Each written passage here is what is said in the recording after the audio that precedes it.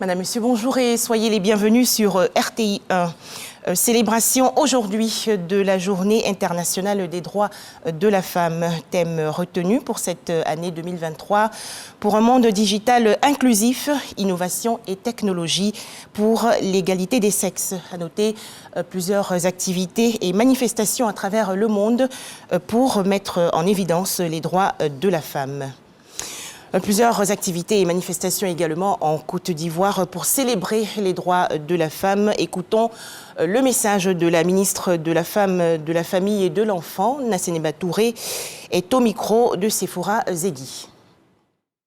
Mercredi 8 mars 2023, une journée peu ordinaire à Abidjan. C'est la Journée internationale des droits de la femme, l'occasion de mettre en avant les initiatives qui placent les femmes au cœur de la création, ainsi que leur participation à la vie sociale, politique et économique. Comme chaque année, une thématique est dégagée pour la commémoration. Pour un monde digital inclusif, innovation et technologie pour l'égalité des sexes. En mettant le digital au cœur de l'édition 2023, les Nations Unies veulent ainsi réduire l'écart entre les femmes et les hommes dans le domaine du numérique. En Côte d'Ivoire, selon une étude réalisée par l'autorité de la régulation des télécommunications, auprès de 2000 ménages, 38% des personnes qui exercent dans le secteur d'éthique sont des femmes.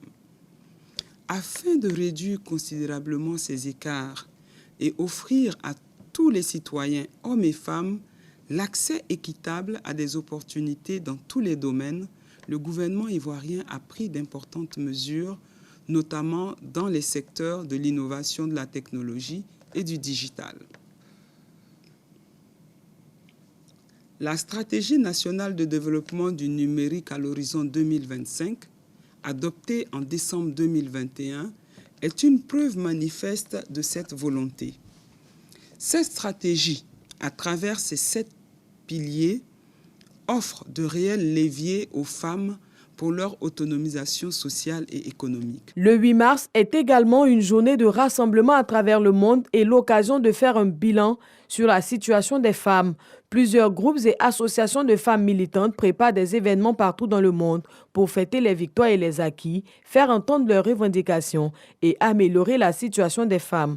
En Côte d'Ivoire, plusieurs activités sont prévues autour de la GIF 2023. Il s'agit principalement de la cérémonie de lancement qui s'est tenue en ligne le 18 février dernier, qui a enregistré plus de 5000 participants connectés simultanément à travers tout le pays et les 4 coins du monde. De la célébration en région avec les femmes des villes et des villages de l'intérieur du pays dès aujourd'hui. De la tenue du Salon de la GIF les 24 et 25 mars, innovation majeure de cette édition qui sera une lucarne pour les experts du domaine, du secteur public et privé, des agences de développement, des ONG et des professionnels de l'innovation technologique et du digital d'exposer les avancées du siècle en la matière. Il sera aussi meublé de panels et de conférences pour instruire les participants. Cette célébration placée sous le parrainage de Dominique Ouattara, première dame de Côte d'Ivoire, se tiendra dans la commune de Yopougon. La GIF 2023 ne sera donc pas célébrée officiellement aujourd'hui, mais à la date du 30 mars, en raison de la demande de l'Organisation des Nations Unies, ONU, qui invite tous les États à célébrer cette année l'événement à son siège à New York. L'édition 2023 de la GIF va mettre la lumière sur la nécessité de protéger les droits des femmes et des filles dans les espaces numériques et s'attaquer à la violence basée sur le genre via les TIC. Des images à présent et nous partons à Manzanouan, village situé dans la région est du pays. La population de ce village est majoritairement agricole. En effet, sur les 5 coopératives que compte cette localité, le seul village de Manzanouan abrite 3. L'une de ces coopératives a décidé d'organiser et d'accompagner les femmes en vue de leur autonomisation. Nous en parlerons largement dans le journal de 13h. Des jeunes filles s'intéressent à l'agriculture dans le cadre de la Journée internationale des droits de la femme, édition 2023. Des élèves du lycée Sainte-Marie de la commune de Cocody ont découvert le métier de la recherche agronomique. Le point dans l'édition de 13h.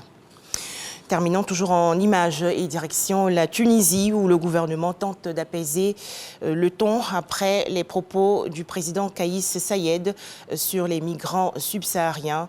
Mais pour les migrants qui restent, le sentiment d'insécurité demeure. Voilà, merci de nous avoir suivis. À 13h, le journal de RTI 1.